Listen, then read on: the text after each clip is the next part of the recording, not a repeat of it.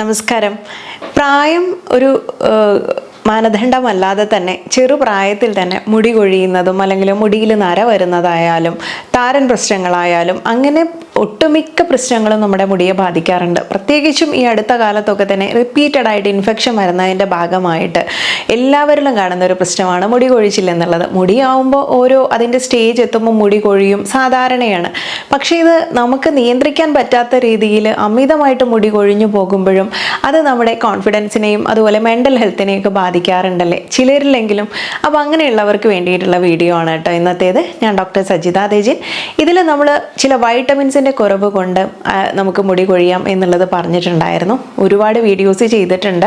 അപ്പം ഇങ്ങനെ വൈറ്റമിൻ സിയുടെ കുറവ് കൊണ്ടോ വൈറ്റമിൻ ഡി കുറവ് കൊണ്ട് അല്ലെങ്കിൽ വൈറ്റമിൻ B12 കുറവ് കൊണ്ട് സിങ്ക്, ഫെറിറ്റിൻ, അയൺ തുടങ്ങിയിട്ടുള്ള ഒട്ടനവധി വൈറ്റമിൻസും മിനറൽസുമായിട്ട് ഇത്തരം കാര്യങ്ങളുടെയൊക്കെ തന്നെ കുറവ് കൊണ്ട് നമുക്ക് പല പ്രശ്നങ്ങൾ വരാറുണ്ട്. അപ്പോൾ അത് ചെക്ക് ചെയ്ത് നോക്കിയിട്ട് നമുക്ക് നികത്താൻ പറ്റുന്ന കാര്യങ്ങളാണ്.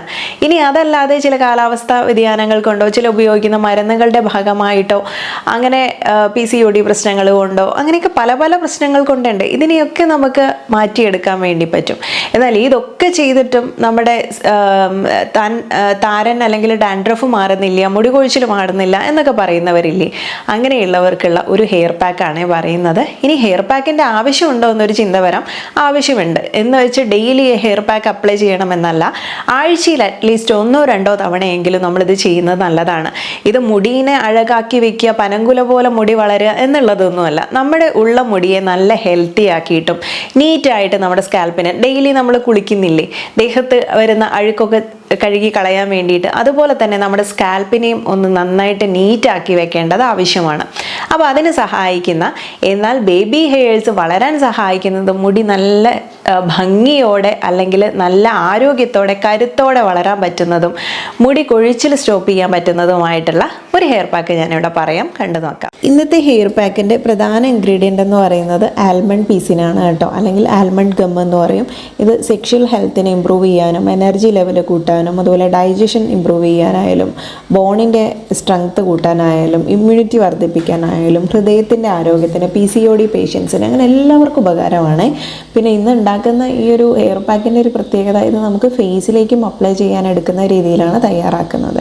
അപ്പം നമ്മുടെ മുടിക്ക് ആവശ്യമുള്ള രീതിയിൽ അതിൻ്റെ നീളവും കട്ടിയൊക്കെ നോക്കിയിട്ട് അതിനനുസരിച്ച് നമുക്ക് അല്പം കഴുകിയതിന് ശേഷം വെള്ളത്തിൽ കുതിർത്തിട്ട് പിറ്റേ ദിവസം രാവിലെ ആകുമ്പോൾ നല്ല ഇതുപോലെ സോഫ്റ്റായിട്ടുള്ള ഫോമിൽ പൊങ്ങി വരും. അതിനുശേഷം ഒരു പിടി ഫ്ലാക്സ് സീഡും കൂടെ ഇതുപോലെ തിളപ്പിച്ച് അരിച്ചെടുത്ത് തണുത്തത് മാറ്റി വയ്ക്കാം. അതുപോലെ നെക്സ്റ്റ് 3 ഇൻഗ്രീഡിയൻ്റ് ആണ് നമ്മളിതിന് എടുക്കുന്നത്. മൂന്നാമത്തെ ഇൻഗ്രീഡിയൻ്റ് എന്ന് പറയുന്നത് അലോവേരയാണ്. അപ്പം പെട്ടെന്ന് നീരിറക്കം വരും പ്രശ്നങ്ങളൊക്കെ ഉള്ളവർ ഉപയോഗിക്കാത്തതാണ് കേട്ടോ നല്ലത്. കാരണം നല്ല തണുപ്പുള്ളതും അതുപോലെ നമുക്ക് വാഷ് ചെയ്ത് കളയാൻ ഒക്കെ തന്നെ മുടിയിൽ കുറച്ച് സമയം വെള്ളത്തിൽ കഴുകാനൊക്കെ ആവശ്യമായിട്ടുണ്ട്. അപ്പോൾ അതുകൊണ്ട് തന്നെ അത്തരം പ്രശ്നങ്ങളുള്ളവർ ഒഴിവാക്കുന്നതായിരിക്കും നല്ലത്. പക്ഷേ അതല്ലാത്തവർക്ക് ഏറ്റവും നല്ല റിസൾട്ടുള്ള ഒരു ഹെയർ പാക്കാണ് കേട്ടോ. അപ്പോൾ ഈ ഒരു ക്യൂബായിട്ട് കുറച്ച് അലോവേര പൾപ്പും കൂടെ ഞാൻ എടുത്തിട്ടുണ്ട്. ഇനി എല്ലാം കൂടെ ഒരൊറ്റ ജാറിലിട്ടത് നന്നായിട്ടൊന്ന് അരച്ചെടുക്കുകയാണ് ചെയ്യുന്നത് കേട്ടോ. ഒത്തിരി തിക്കായി പോകാനും പാടില്ല. അപ്പോൾ മുടിയിൽ നിന്ന് നമുക്ക് കഴുകി കളയാൻ ബുദ്ധിമുട്ടാവും. ഒത്തിരി ലൂസാവുകയും വേണ്ട, ഈ ഒരു പാകത്തിലെടുത്താൽ മതി. ഇനി അതുപോലെ തന്നെ നിങ്ങൾക്ക് കുറച്ചും കൂടെ വെള്ളം ആഡ് ചെയ്യണമെന്നുണ്ടെങ്കിൽ കഞ്ഞിവെള്ളം ആഡ് ചെയ്യാവുന്നതാണ്. പുളിച്ച കഞ്ഞിവെള്ളം ഉണ്ടെങ്കിൽ ആഡ് ചെയ്തിട്ട് ഒന്നും കൂടെ ലൂസാക്കാവുന്നതാണ്. അപ്പോൾ ഈ രീതിയിൽ നന്നായിട്ട് അരച്ചെടുത്ത് നമുക്ക് സ്കാൽപ്പിലും അതുപോലെ തന്നെ ഹെയർ ഷാഫ്റ്റിലും ഒക്കെ തന്നെ അപ്ലൈ ചെയ്യാം, ഫുള്ളായിട്ട് അപ്ലൈ ചെയ്യാൻ പറ്റും.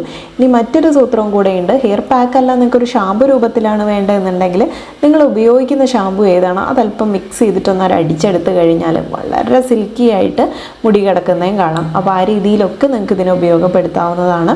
നിങ്ങൾക്ക് ഫ്രിഡ്ജിൽ സ്റ്റോർ ചെയ്ത് ഉപയോഗിക്കാം, പക്ഷേ ഫ്രഷ് ആയിട്ട് ഉണ്ടാക്കുന്നതാണ് എപ്പോഴും നല്ലത്. അപ്പം ഇത് ഫേസിലേക്കാണെങ്കിലും അപ്ലൈ ചെയ്ത് കഴിഞ്ഞാൽ ഫൈൻ ലൈൻസ് മാറാനും യങ് ആയിട്ട് ഇരുത്താനും ആൻറ്റി ഏജിങ് ഇഫക്റ്റ് ഉള്ളതൊക്കെയാണ് കേട്ടോ. അപ്പോൾ ഒന്ന് ട്രൈ ചെയ്ത് നോക്കുക. വളരെ നല്ലൊരു ഹെയർ പാക്കാണ്. ഇനി ഹെയർ പാക്ക് മാത്രം ഉപയോഗിച്ചാൽ മതി, ഉള്ളിലേക്ക് കഴിക്കുന്നതിലാണ് കാര്യം എന്നുള്ള ഒരു വിഭാഗക്കാരും ഉണ്ട് കേട്ടോ. കമൻറ്റ് ബോക്സിൽ പറയുന്നത് ശരിയാണ്. നമ്മൾ ഉള്ളിലേക്ക് എന്തെടുക്കുന്നു എന്നതിൻ്റെ റിസൾട്ടാണ് നമ്മുടെ സ്കിന്നിലും ഹെയറിലും ഒക്കെ കാണാറുള്ളത്. അപ്പോൾ അതിന് വേണ്ടിയിട്ട് എന്താണ് ചെയ്യേണ്ടതെന്നല്ലേ, ഈ പാക്കുകളൊക്കെ തന്നെ ട്രൈ ചെയ്യുന്നതിൻ്റെ കൂടെ നിങ്ങൾ മറക്കാതെ എങ്ങനെയെങ്കിലും സാധ്യമാക്കേണ്ട ഒരു ഡ്രിങ്കാണ് ഞാനിവിടെ പരിചയപ്പെടുത്തുന്നത്. ഡ്രിങ്ക് എന്നല്ല, നമുക്കിത് റോ ആയിട്ട് കഴിക്കാം. പക്ഷേ എങ്കിലും ഒന്നുകൂടെ നമുക്ക് ആ ഡൈജഷനൊക്കെ നോർമൽ ആക്കാനും അല്ലെങ്കിൽ നമ്മുടെ ഹെൽത്തിന് ഒന്നും കൂടെ ഫ്രണ്ട്ലി ആയിട്ടുള്ള ഒരു രീതിയിൽ പരിചയപ്പെടുത്തിയിട്ടുള്ള ഡ്രൈ ഫ്രൂട്ട് ജ്യൂസ് ലിങ്ക് ഇവിടെ കൊടുക്കുന്നുണ്ട്. കണ്ടു നോക്കാൻ മറക്കരുതേ. കാരണം വീണ്ടും വീണ്ടും റെക്കമെൻഡ് ചെയ്യുന്നത് അത്രയേറെ നിങ്ങൾക്ക് ഗുണകരമായിട്ടുള്ള, ഏറിപ്പോയാൽ ഒരു 15-20 ദിവസത്തിനുള്ളിൽ തന്നെ ഹെയർ ഫോൾ സ്റ്റോപ്പ് ചെയ്യാൻ പറ്റും. അപ്പോൾ അതും ഇതിനെ കൂടെ ഫോളോ ചെയ്യുക. ഇത് ഈ പറഞ്ഞിട്ടുള്ള ഹെയർ പാക്ക് തന്നെ വേണമെന്ന് നിർബന്ധമൊന്നുമില്ല കേട്ടോ. ഇത് ഉപയോഗിക്കുകയാണെങ്കിൽ വളരെ നല്ലത്. ഇനി ഇത് നിങ്ങൾക്ക്, കാരണം പുറമെ താമസിക്കുന്നവർക്ക് വരെ ഉപയോഗിക്കാൻ പറ്റുന്ന ഒരു ഓപ്ഷനാണ്. അപ്പോൾ ഇനി ഇത് പറ്റിയിട്ടില്ല എന്നുണ്ടെങ്കിൽ നിങ്ങൾക്ക് സാധാരണ ചെമ്പരത്തി താളിയായാലോ കുറുന്തോട്ടി താളിയോ എന്താണോ നിങ്ങൾ ഫോളോ ചെയ്യുന്നത് അത് ചെയ്യാം. അതിന് കൂടെ ഈ ഡ്രിങ്കും കൂടി ഒന്ന് ശീലിച്ച് നോക്കുക കേട്ടോ. അപ്പോൾ നമുക്ക് ഉള്ളിലേക്ക് ആവശ്യമുള്ളതും കിട്ടും, പുറമേക്കുള്ള സ്കാൽപ്പിനെ ക്ലീൻ ആക്കാനും നല്ലതാണ്. അപ്പോൾ ട്രൈ ചെയ്ത് നോക്കിക്കഴിഞ്ഞാൽ നമ്മുടെ മുടി കൊഴിച്ചിൽ അമിതമായിട്ടുള്ളവരാണെങ്കിൽ അത് ഒന്ന് സ്റ്റോപ്പ് ചെയ്യാൻ പറ്റും. ഡാൻഡ്രഫ് അത് അമിതമായിട്ടുണ്ടെങ്കിൽ അത് നിങ്ങൾക്ക് ഓക്കെയാണ്.